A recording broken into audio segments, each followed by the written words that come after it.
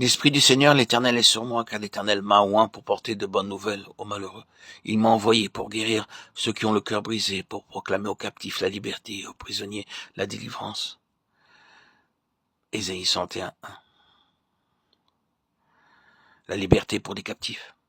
C'est l'année du jubilé, la 50e année. La 50e année devient l'année au cours de laquelle la bonne nouvelle est annoncée pour proclamer la liberté. L'année de grâce du Seigneur. L'Esprit du Seigneur, Dieu est sur moi pour proclamer cela.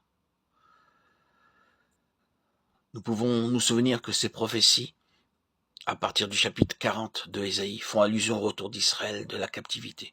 Un peuple qui était prisonnier en captivité. La proclamation de leur liberté est faite. L'affranchissement de ceux qui sont liés, l'année de grâce du Seigneur pour leur retour. Mais quel est l'arrière-plan de tout cela? En lisant les prophéties de Jérémie, vous comprenez la raison de la captivité. Il est déclaré que le pays devait avoir du repos durant 70 années pour accomplir le sabbat du Seigneur.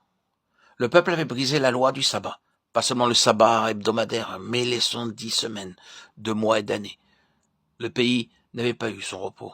Les captifs, les esclaves n'avaient pas eu leur repos, leur libération. Le peuple se moquait ouvertement de la loi du sabbat.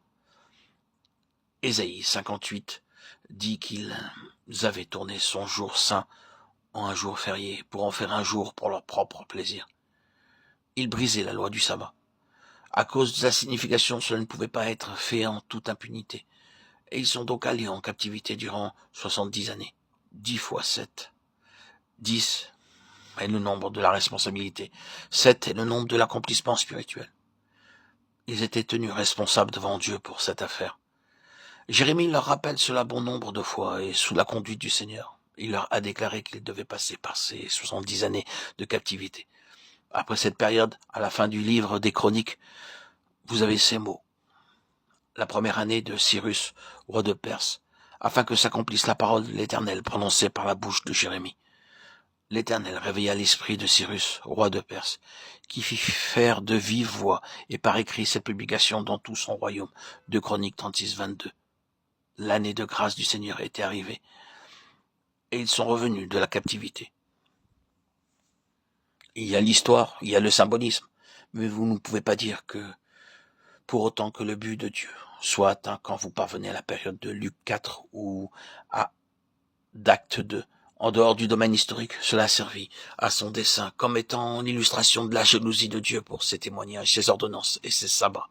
Israël est le grand exemple de la jalousie de Dieu, mais aussi de sa grâce.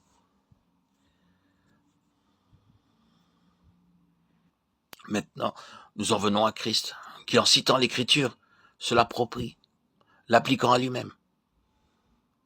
Il dit tout ce qui s'est réalisé dans le cas d'Israël, à son retour de captivité, quand le jugement a été accompli. Vous l'avez aujourd'hui entendu de vos propres oreilles, car je suis loin, au-dessus de tout autre. Et le dessein même de mon onction est de proclamer, sur la base du jugement accompli, la liberté pour les captifs. Il était passé par le Jourdain. C'était le 4e chapitre de Luc. Le jugement de façon symbolique a été placé sur lui.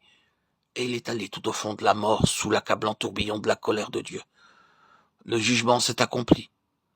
C'est pourquoi il vient et déclare l'Esprit du Seigneur est sur moi pour proclamer la liberté, l'année de grâce du Seigneur.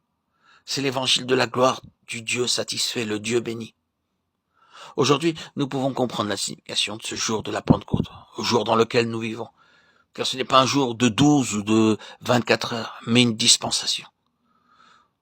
Nous en parlons souvent comme d'un jour de grâce, le jour de la bonne nouvelle. C'est un jour qui s'est levé quand le Seigneur Jésus, sortant de la tombe, est monté vers son Père pour envoyer l'Esprit.